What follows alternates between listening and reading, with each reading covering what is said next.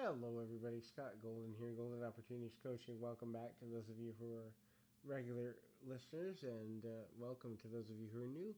We bring about life coaching and social topics, psychological topics, emotional topics, all that good stuff in discernible, easy language without all the psychological jargon, or at least we try and keep that to a minimum around here.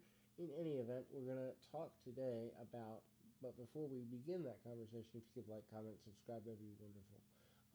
But we're going to talk today about something that's really kind of not that unique, but people always think when it happens to them it's really unique, and that is what happens when someone you're friends friends with or growing a friendship with uh, develops romantic feelings or develop more develops more than friendly feelings, and so that can be challenging, especially when to know the signs to watch out for, that sort of thing. We're going to run through about half a dozen of those today. Try to keep it concise, but if you're seeing at least 2 to 3 of these on the list, yeah, you might want to think about having a conversation with your friend about maybe they're interested in you but don't know how to tell you. And I know those conversations can be really difficult because we live in a society, in Western society, that really focuses on rejection being a bad thing. I help to teach people that rejection can be a good thing because if someone's rejecting you, it means their values or their life goals may not align with yours, and they're actually making a way for you to find somebody who's more in alignment with your needs, goals, aspirations, and dreams. But it can be hard to realize that at the time. Anyway, speaking of time, that's the first indicator that a friend might want more than just friendship with you if they're spending a lot of time more than average with you. So, as romantic feelings begin to grow between people, what generally happens is one person starts to grow feelings first, or one person is more emotionally available, emotionally aware, self introspective enough to go, hey, I'm starting to like him or her. And then they begin to go, it's painful to be away, or unfortunate to be away, or uncomfortable to be away from this person. I want to spend every waking possible second I can with them, whenever I can, wherever I can, doing whatever we can do. And so, if you're used to seeing somebody, for example, once a week or once every other week, and all of a sudden they're popping up at your house every day, every other day, then chances are they have an interest in you that goes beyond your typical, hey, I want to get some burgers and fries friendship. They probably are starting to see you as a bigger part of their life than you actually see yourself. And so you may be blindsided with their interest for the most part. That can often be somewhat uncomfortable, especially if you are struggling to find a partner and you didn't even see this coming. That can be really challenging, especially for people who ultimately aren't in tune with the times. If you constantly find yourself missing them or they miss you, so when you're not together, there's conversations like, hey, I had a really good time, I miss you. Or, hey, I heard this song, I miss you. Or, hey, I wish you were here.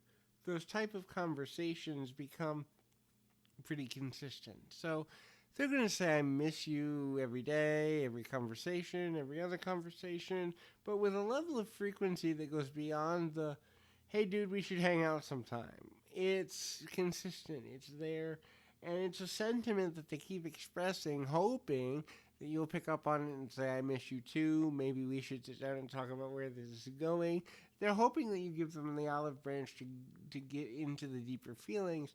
And they figure if they say they miss you enough, you'll get the hint and be like, hey, you're developing feelings without ever having to put themselves out there for that potential rejection that we talked about in the open of the audio. And so if you're hearing I miss you or I wish you were here a lot or a lot more than you're used to from a specific person, there may be a romantic interest afoot. The next thing is if you're constantly thinking of them or placing them in other things you were doing.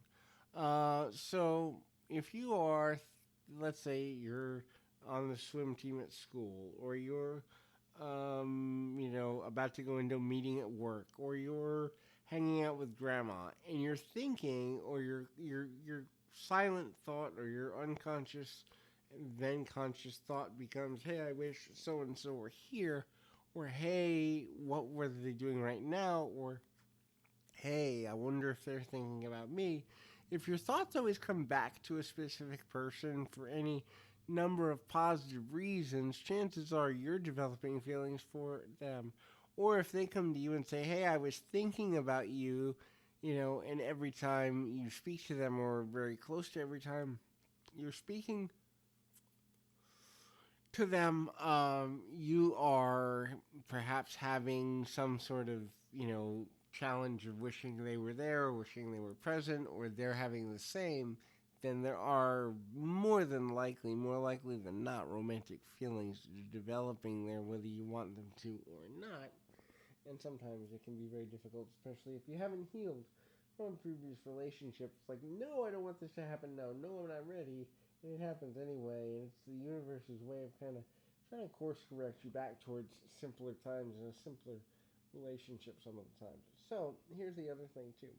Um, it can be hard to tell when a person's nervous, especially if they have an anxiety disorder, panic disorder, something like that.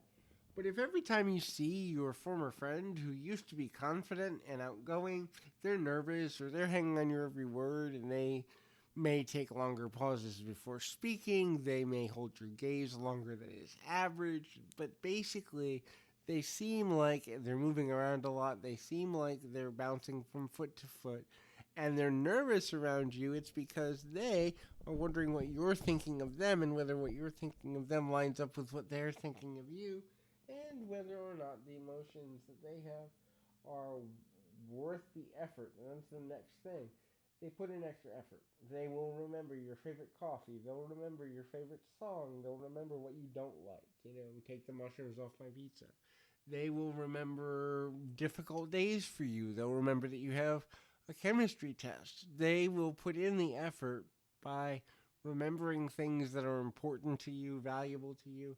And what they're doing is what I call storing in their computer a data file about you and your likes, your preferences, your dislikes, what matters to you, your values, and all these things, so that they can recall it in conversation, so they can recall it if you do go on a date with them, and they it's a person's way of showing interest but also investment. And in reality, relationships are, whether we like to admit it or not, a pretty major part of the way we invest our lives, into interpersonal relationships, especially romantic ones for those who are seeking that.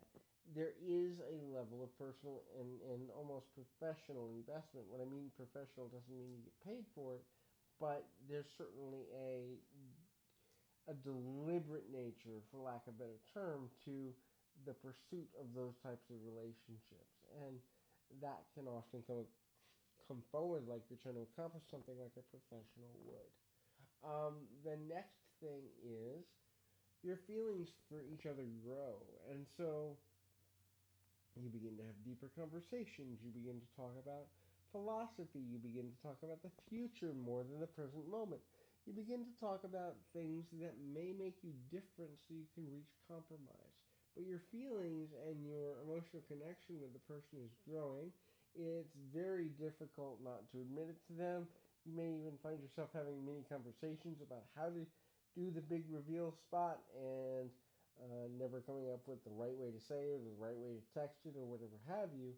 But there definitely is a deliberate nature to your interest in that person and how you're interacting with them. And then the last one, and this is a telltale sign, especially if there's a strong chemistry or physical attraction or sexual attraction, they want to be as physically close to you as possible. So they'll hold your hand, they'll give you a hug, they'll offer to give you a back rub, they want to touch you, they want to be in your physical space, they want to be as close to you as possible, they're going to cuddle, they're going to be just very gentle most of the time, at least in the early stages of a relationship, with you in an effort to try to get you to see them as a safe romantic partner. This is actually protection, which is predominant in male dynamics, but does exist in female ones as well, where it's like I want to be close to you to prove to you that you should want to be close to me. I want to be there to protect you. I want to be there to serve you. I want to be there to make life easier for you and to just soak in on you, for lack of a better term. And so those are the signs of a person who is a friend wanting to, or perhaps thinking about desiring to be more than friends. Please feel free to comment below if you've experienced some of these, or if you're dealing with this now and you'd like some coaching through it. We can do that too. But in any event, I encourage you, keep your feet on the ground, your mind in the moment. Until next time, everybody.